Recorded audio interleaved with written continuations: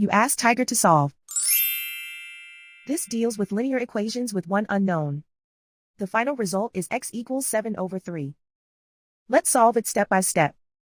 Group all constants on the right side of the equation. Add 14 to both sides. Simplify the arithmetic.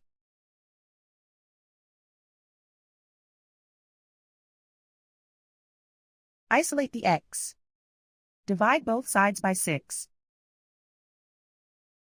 Simplify the fraction. Find the greatest common factor of the numerator and denominator. Factor out and cancel the greatest common factor. And so the final result is x equals 7/3.